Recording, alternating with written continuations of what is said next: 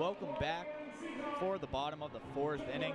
Fans, join us for the annual Food Truck and Craft Beer Festival at McCoy Stadium on Saturday, September 14th from 5 to 10 p.m. Tickets include a $5 food voucher and 10 drink tickets to either sample beers or select full pours. Enjoy the entire outfield with more trucks, more beer, and more fun.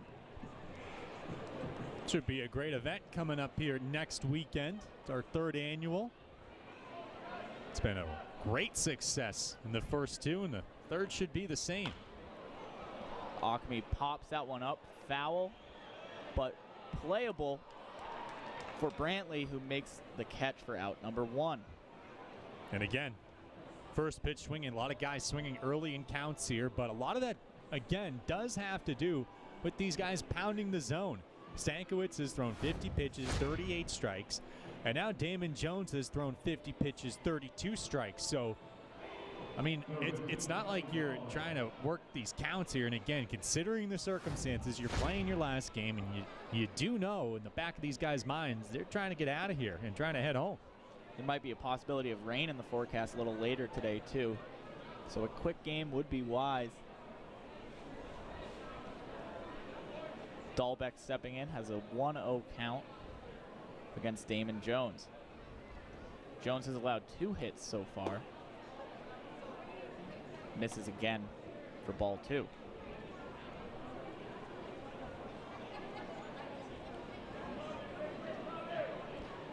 We get a lot of questions about that food truck and craft beer festival, Jim. A lot of people ask if it's in the parking lot, where it is. It's along the warning track, so fans get to come onto the field. It's a great event.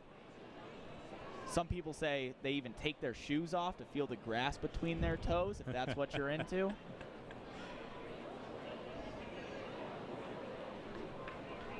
Jones set, delivers, misses again, and Dahlbeck walks. That'll bring up Bryce Brentz, who had that interesting fielder's choice in his first at-bat. Grounder the shortstop. Acme was safe at second, and Brent's safe at first.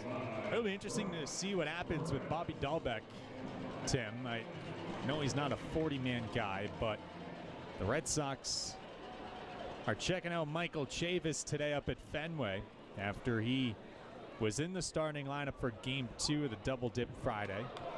That one misses real bad for a ball, and Dahlbeck moves up to second on a wild pitch.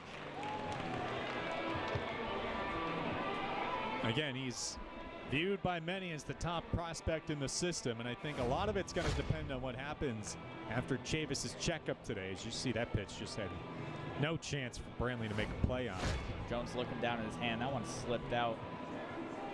But Dahlbeck has fascinated me since he's been called up, promoted to Pawtucket.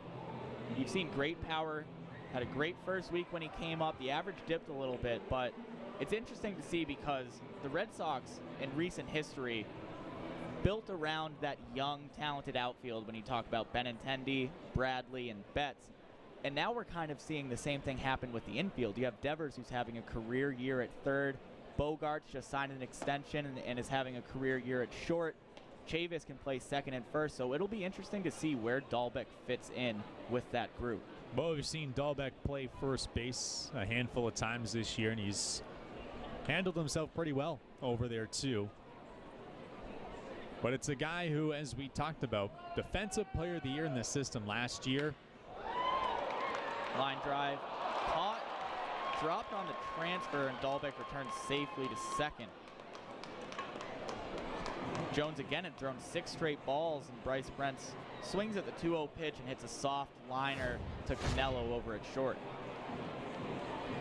That ball just got in a little bit too far on Brentz, who, as you said, Tim, it was a soft line drive. But just to wrap up on Dahlbeck, I mean, he's such a good defender down at third, and I know Rafael Devers is probably going to finish either second or third in the MVP voting this year in the American League, and he is much improved as a defender as well. So I think the Red Sox have a tough decision on their hands, and it's going to have to be made pretty soon, I think. Yeah, that was always the question with Devers over at third base, was could he be a major league third baseman defensively, and he's had an absolutely stellar year at the hot corner so far. Oscar Hernandez faces an 0-1 count now against Damon Jones. The pitch. Wipeout slider swung on and missed.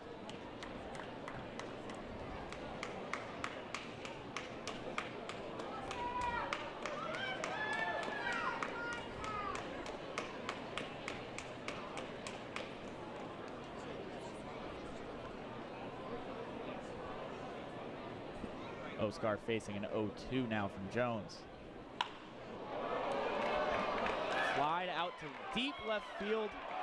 And that ball is going to be a ground rule double. Gets over the jumping Castillo in left field. And there we have the first run of the game, an RBI ground rule double from Oscar Hernandez.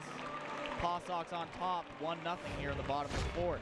Well, it goes back to the little things, and as you see, Oscar just cranking one as he usually does to the pull side. Interesting route taken by Castillo. That's a play he probably should have made, in all honesty, but he made this weird circle around the baseball and just couldn't get to it. Oscar will definitely take it, but again, the small ball is what got it done offensively in a positive way yesterday in those middle innings for Lehigh Valley. But here, a wild pitch, it's a little thing, but it moves the runner up, and he wouldn't have scored if it wasn't a wild pitch. Ozensky grounds this one to Rivas at second for out number 3. 1 hit and 1 walk for the PawSox here in the bottom of the fourth. 1 run comes around to score. And we are going to stay in the ballpark for TD Bank's In Debt to a Vet. The PawSox partner with TD Bank to honor veterans every home game.